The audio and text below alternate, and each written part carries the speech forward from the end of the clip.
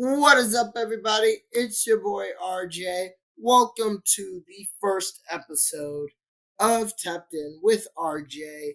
In case you didn't notice, it's been getting a lot of spookiness around here and all that stuff. Also known as spooky season, ladies and gentlemen. That is right, you heard me. Pumpkin spice lattes are back at Starbucks for all the local blonde-haired, oh my gosh, girls. Yes. Anyways, hope you guys enjoy that. Me, per se, on pumpkin spice anything is kind of overrated, but hey, that's just me. I'm more of my own, just go with the flow type of stuff, whatever tastes good. Uh, More of a hot chocolate guy per se, but whatever. I rarely don't go to Starbucks anyways because I don't have the funds for it anyways. So who cares on that part? But yeah. So basically, this podcast is going to talk about everything spooky season. Really, um, we'll talk about different things that is happening at Busch Gardens for Howl-o-Screams, uh, some stuff that's happening at Universal at Halloween Horror Nights. We're going to talk about some of the most popular movies that I personally feel like are number one and goated. I know people who are watching this who know me well already know what's going to be on my number one, but you never know. I may trick you guys and give you a little bit of a plot twist. So who knows? We're also going to talk about something, or particularly a show that everybody's talking about over the internet. It's the most trending thing ever. And I want this whole entire podcast to be the best podcast it can be. So we're going to talk about the trendy crap. So, with further ado, before we get into this, if you're listening to this on any of the podcast areas such as Spotify, give me a like and a follow. If you're listening to it on my YouTube channel, give that a like or a follow. Because if you don't follow me on YouTube, then that kind of just hurts my feelings. And I may actually cry. So if you don't want to hear me cry or see me cry at all, go follow me on YouTube. I will put the link down in the description for you guys. With that being said, let's get into this freaking podcast. Here we go.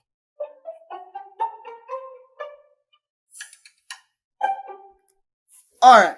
So, first things first. Things that are happening at Howl-o-Scream. For those who don't know, I am a scare actor there.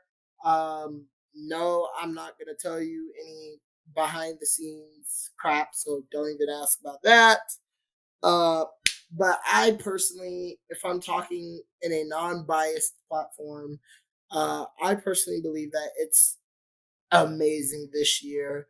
They very much up the antics. There is one new house this year, one new scare zone this year. The new house this year is Stranglewood Estates. By far, 10 out of 10. If we're talking set wise, the set is unbelievably gorgeous and so cool. Um, the story of it, amazing. Just a little synopsis of the story. It's basically about, a lady, Mrs. Stranglewood. I don't know her full name, and nor do I care to know her full name because that lady is the weirdest lady I've ever seen. I do not want to ever meet her in my life. But basically, you're taking a tour of her estate. You're going in there. There's lights, there's screaming, there's slamming, there's this, there's that. There's just so much stuff that's going on in this house, and you're just trying to get the heck out of this house. I will say, if you ever go in this house, it is the longest house I've ever been in, ladies and gentlemen. Gosh, it's a long house. If you're familiar with the park, it is in between where Serengeti Outlook is cheetah hunt, scorpion, and if you're like OGs of Busch Gardens, if you remember where the I may mess this up, I am sorry. The Arnhauser Bush, or is it Anhauser? I think it's Anhauser Bush. That's what it was. Stables were where all the horses and ponies and craps were. It's literally in that area. So if you're ever in the park, go check it out. I strongly agree that you should go check it out because it is the most beautiful house I have ever seen in my life, ladies and gentlemen. The one new scare zone is Beyond the Veil. Just quick little synopsis of it. I don't want to tell you all about it because I don't want you to go in there and be like, "Oh, I already know this stuff." RJ Untapped in tell me everything about it, and I know all the scares that's gonna happen. Yeah, it's just not fun, and I don't like people like that. So yes, of course, go check that out. Beyond the Veil. Basically, if you like witches and fairies and crap, woodland little creatures, I don't really know what. I know that's a thing. It's a lifestyle, not a lifestyle, but like a mythical thing. I don't know what you call it. Type of thing that people like to do. Um, yeah, there's a lot of that in there. Go check it out. It's really cool black light type stuff. The scenery, super cool. In my opinion, I strongly believe that that scare zone should be turned into a house because it would be the most wackoest thing that I've ever seen in my life. But that's just me. I 100%, just work there, and I don't speak for the brand or the company. Shout out Youth Pastor Ryan for that one. If he ever listens to this, he probably will never listen to it. Anyways, uh, that's just that on HOS. Uh, if you're kind of like OG's familiar with it, there's a show called Fiends. Ladies and gentlemen, let me tell you about Fiends real quick. Let's stop presses real quick. Fiends. Oh my gosh, the show, 100%. The costumes, beautiful. The jokes, outstanding. And like I said, I'm trying not to be biased because I work at Busch Gardens and I have so many friends who are in Fiends.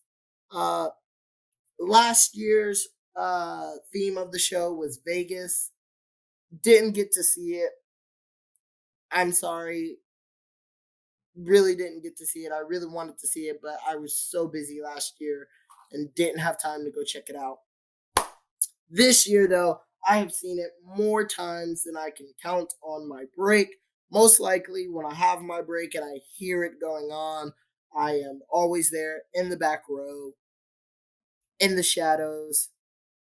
Anyways, in the shadows, listening to it, watching it, cheering on my friends, because I love the show so much. By far, my favorite part in the show is the creation. If you haven't seen it, go watch it. Go watch it. It is amazing music, beautiful dances, beautiful set pieces, top tier. It is amazing. Pyrotechnics are great this year. Shout out to one of my friends who does the pyrotechnics there. He said it is the most coolest thing he's ever got to be a part of, and that's that on that part. Let's get into basically HHN Halloween Horror Nights. I personally have not been there at all this year. This is gonna be the I forget. I stopped counting. But I haven't gone. Last time I gone was like the year they had freaking Happy Death Day and the Purge House combined together. Um yeah, so I don't know what year that was. I have friends who probably could tell me, but I don't feel like asking them about that part. And if you do know, put it in the comments if you're on YouTube. I check the comments a lot just to see how you guys are doing, what you guys are talking about. Um, but I do know for certain there is the weekend house. I've heard from a lot of friends that that house is a 10 out of 10. Most people that I've heard of, they said that the house is basically like a fun house. Like, oh, it's not even that scary. Others I've heard that the house is actually pretty good. Like, it's gotten a couple people. The theming from the line, music from the inside, the lighting, the scares, just the makeup, everything about it is just so amazing. So I think that's really cool. Um, and for people who know me well enough, I last year during the Super Bowl, I got the honor of dancing for the weekend as one of his backup dancers, which by far, still to this day, I don't cannot believe that I did that.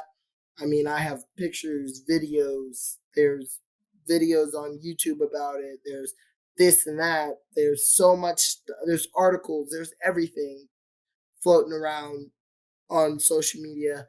You know, I'm there, all this stuff. But personally, because of the shock of doing it, and I'm a great dancer, but I don't consider myself a dancer per se. I consider myself a person who just dances for fun. Um, but yeah, I'm mind blown about that. So for me, going into that house, it has a very big part in my heart. Because I did dance for him in the Super Bowl, and the theming of his Super Bowl was um, the album he dropped, uh, and what the house is themed after. So that was really cool to see, and to see all the commercials for it. It's just amazing, in my opinion. Um, I do have seen a lot of stuff about the Pumpkin King or the Pumpkin Lore, I think he's called. In my opinion, he looks amazing. Really want to see him. Really want to wave at him. Uh, just so much stuff that I would love to go see during that. I know, unfortunately, this year I won't be able to be there. Probably not next year, depending on what's what. But I'm working my hardest to be able to uh, get the proper things for me to be able to go and do those things and check out more of Universal, because I personally really love Universal. Um, and there's a lot more stuff to do at Universal, and in my opinion, uh, versus going to Disney. Like, don't get me wrong, I love Disney. It's great. It's fun. It's wholesome. I personally have done so much stuff that's at Disney, including the new things. Um, there's things that I know about Disney that either has not been released or has not been shout out to the public and all that stuff. I will not get into that, so don't even ask. Um, there's just so much stuff. Universal, I just feel like there's a lot that kind of like makes me want to go a lot more. Um, most people don't know, but I'm kind of a big Harry Potter fan. I love Harry Potter. If anyone wants to know, I'm a Slytherin, which makes very much sense. Uh, if you ever got to meet me, very much sense. Uh, but that's basically that. Um, let's see, what else can we talk about here? Let's actually. I feel like now is a great time to talk about the biggest thing that we are